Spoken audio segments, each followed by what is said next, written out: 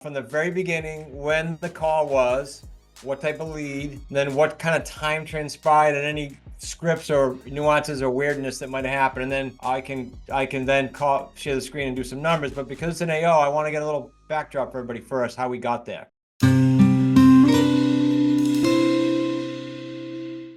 want to say this contact was probably in January.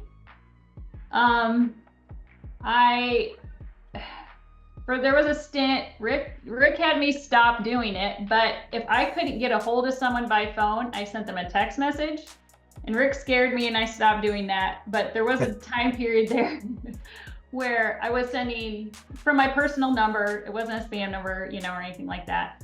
And I had sent this gentleman a text message, and it kind of started a text conversation back and forth. And as later I'd find out, I was probably never going to reach him by phone, but he turned out to be my ideal person. I set up, after the first time I reached out to him, we probably got it coordinated for me to see the property a month later, maybe 2 or 3 weeks later. I went and saw the property, and that ended up actually being the only time I saw him and talked to him in person. So can I ask a couple things with that? So far, was he living in the home? Was it his primary? Yes. Okay. And what was the motivation? He had it on the market for 6 months with a realtor. It didn't move. But he could move in with his stepdad, or he had a relation in a neighboring town. He really didn't need the house. Right. His wife actually lives over in your direction, over in Maine.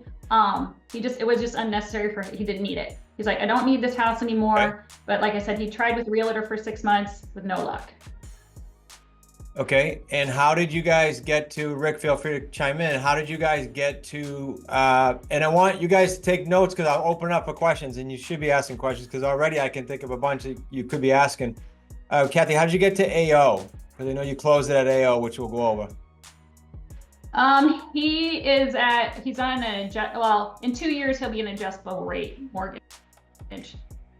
His mortgage is an ARM in 2 years. So you wanted to get it done ideally before then. Right. Because he probably would have been open to something longer. And he had a lot of confidence in me when I met him in person. I had worked at the company where he works, and we knew a lot of the same people. So he felt real comfortable with me right away. The town where it's at is just a neighboring town, so it wasn't very far away. But that's how we landed on the AO, because it's not a mortgage he could carry very long. So let me ask you guys this. I'd like to know Rick's logic coaching you through this too. So do we know what the adjustment would have went to? And number one, and number two, would he have done a sub two if we wanted it? If we were happy with the adjustments, or no? And then did that ARM adjust every year after that, or what was it? Yeah, we had talked about looking at the time frame if we were to go out longer term, finding out what the cap would be. I don't know that we actually came up with it. Did we, Kathy?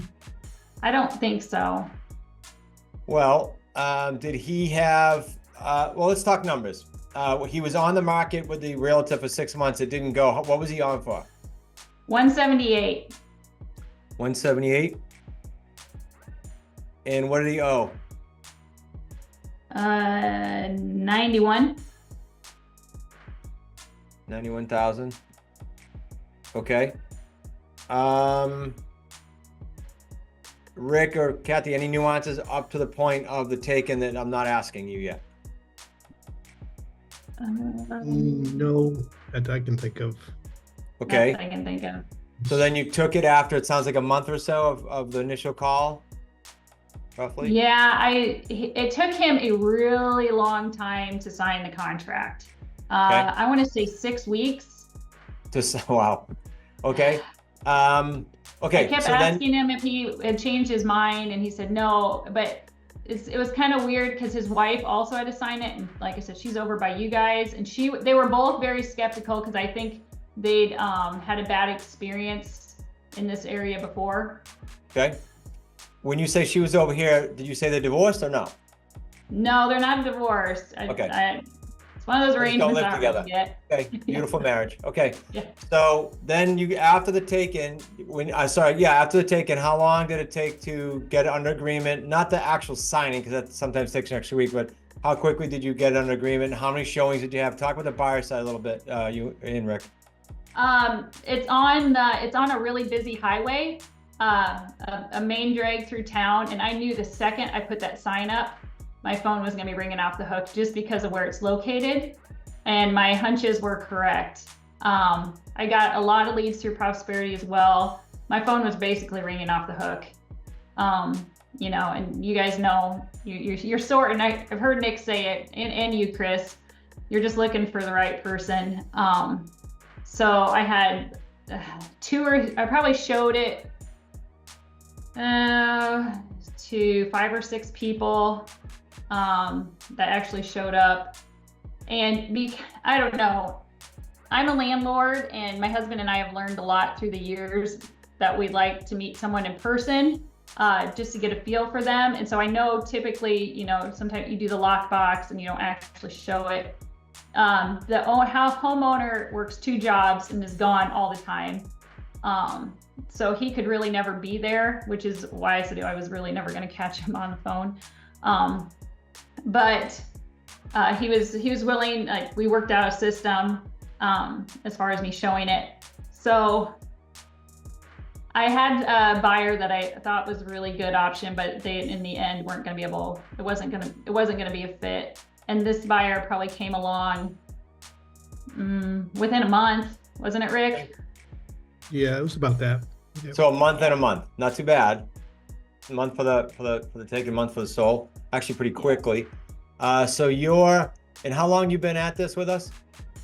I didn't start dialing probably till the beginning of October, end of September. Okay, and so November, December, January, February, March, April, about 6 or 7 months. Great, awesome. Question on that before we do the rest of the math and how it wrapped up, and then Rick can add any nuances.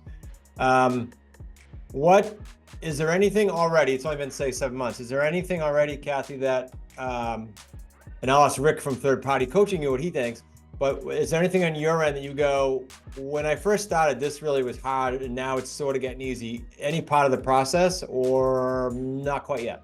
Like, what comes to mind? Well, calling is easier.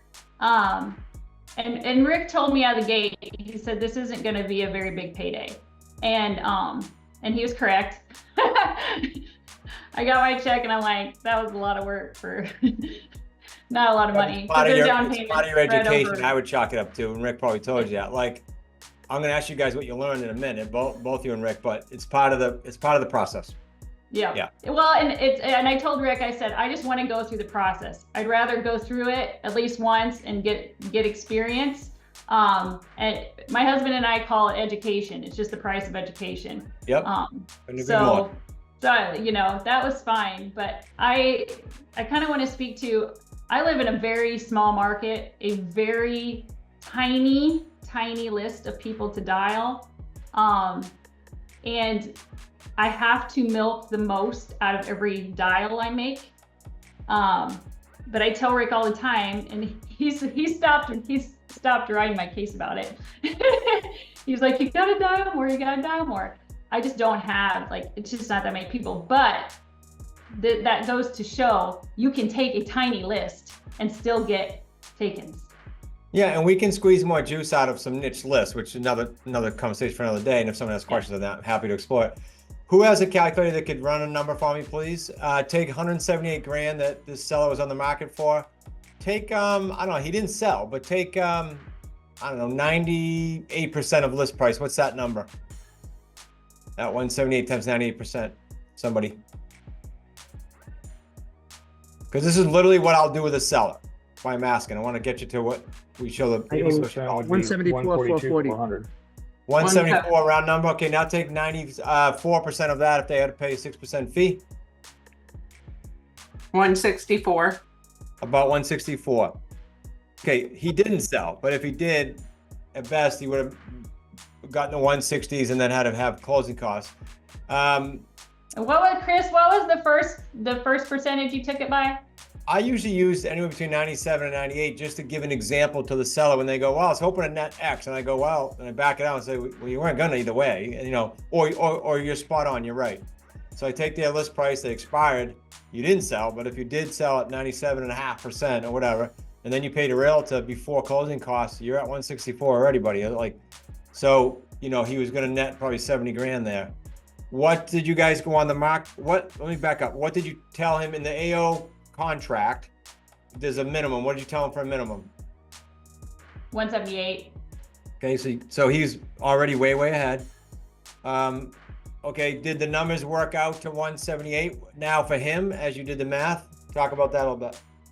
I think he reduced the price at one point, right, Kathy? Or You am I mean when he tried to sell it? No. When since the AO agreement was signed, No, we did reduce it. We took it to market for 200, and that's what we got.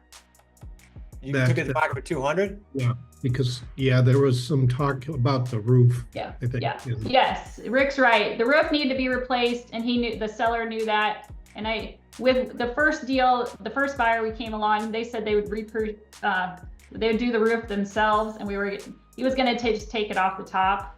But then the second buyer that ended up being our buyer, they could have, but they didn't have time. So we just left it at 200. Okay, so 200 grand. This guy's got to be tickled pink, no? Oh, he's excited. He's very excited. He should be. All right, so you guys, I don't know, this thing was on the market for 6 months on a busy street. And people say to me, well, if it expired, how can we sell it? Because it's a different market. You're giving someone a path to home ownership. The highway becomes an ocean at the right price and the right pathway. You're giving them an asset, ability to buy an asset.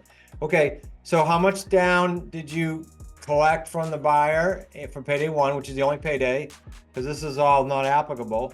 And how much did you split with the seller? Because he's already getting a lot more than he thought. Right. So we said 10%. Well, the first payday. All said and done, then we'll talk about payments. Okay. 10%. And then we're splitting it 70-30. You keep 70? Yeah. Oh, good job. Okay. So you keep 14K. He keeps 6K. All right. How much was down at the closing last week to you? I think we got 6,000, right, Rick? I think it was 6,000. About right. Well, there was 1,000 in advance. Ernest. Yeah. So how much total? 6? Mm-hmm. Okay. 6 grand to you. Did you get first month too? Yes. Okay. If anyone has any questions on that, it's worth asking. So the first month's rent was how much? 1,400. So you got 7,400 to you before smart real estate coach. Yep. Okay, great. All right, awesome. Rick, any nuances that we didn't touch upon here? And then we'll take some questions from the clan. No, actually, and one of the things is the people that bought it. This is the one that had, she spoke, her English was very good, but the brother or the husband and the husband's brother, they didn't really speak English, but they're both in construction finish work, if I'm correct. And and so the wife did the translating for them, even up when we were doing the signing. But very nice people. So what was their situation? Why did they need this pathway? They didn't call when it was on for 6 months. Why did they need this? Well, they were also very apprehensive, like she still is. Until they are moved in, I think she's terrified. They got taken for $10,000. I kind of wish I understood how these scams work a little better, because she said it was a very similar situation to what I did. They had this house for sale. There's somebody like me there showing them the house. Wasn't their house? I mean, they didn't have an agreement, maybe?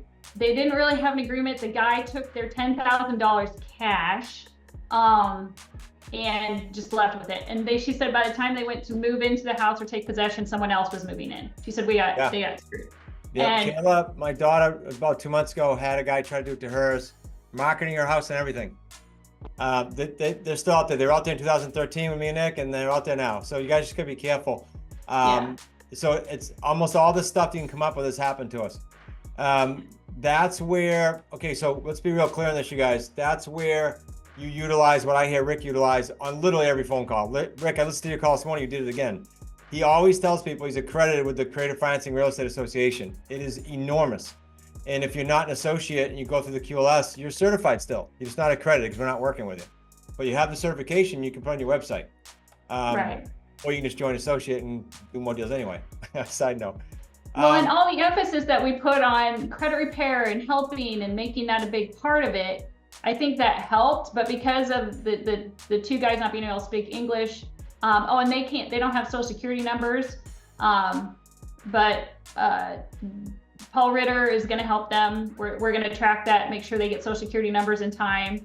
They're, so that's kind of something I gotta make sure is happening. When do they move in? They haven't taken possession yet. Next week. Okay, so that'll be a happy moment. Did you get a testimonial at the signing? I didn't, but I will. No, I was gonna say, wait, in their scenario, I would go the day they're in there when they go, wow, this is real, and get the testimonial on video. Okay, I'll do that. I'll do that. Sure. But I actually think they're gonna end up helping the seller move out some of his bigger furniture. So I think I'm gonna probably try to be there when they do that. Video it, capture for your website, Kathy, for sure. Yeah. But it did really impact me. Like, I'm somebody that wants to help people, and to see how happy they were, like, this really does matter. Like, yep. Well, it helps Rick had everybody. 2 weeks ago with his payday 3 closing of 60 grand, or whatever it was, 40 grand. What was it, Rick? 61. Okay, 61 grand, and they were tickled pink, and they walked into some equity because the appraisal was nice. And weren't they crying too, Rick? No, she wasn't crying, but she was very excited. I think it was 92,000. She walked into equity. Awesome. And that's because they did updates, Rick. Is that right? She had done cosmetic work, but Okay. yeah, and that was time as well. But she got it at a good price. One of the things I'll bring up with Kathy, and she mentioned buyers being a little apprehensive. There was a delay in getting the seller documents signed prior to signing with the buyer because the husband being in Iowa and the wife being in Maine. Yeah. And Kathy said, we got to get these signed because the buyers are really questioning whether this is legitimate. Oh, that made it even harder that they were apart. Wow. Yep. Okay, so Kathy, this is a good little, like, we talked about at the beginning without knowing all this, good little lesson here, all kinds of little tidbits that you can maybe, I don't want to say, you didn't do anything wrong, we can tighten things, right? As we learn. Yeah. Great job, Kathy. Yeah, Like, just let's say super that, cool great for your job. first deal, that, and in a good time frame, guys, because that's within the 6 months or whatever it is, or 7 months.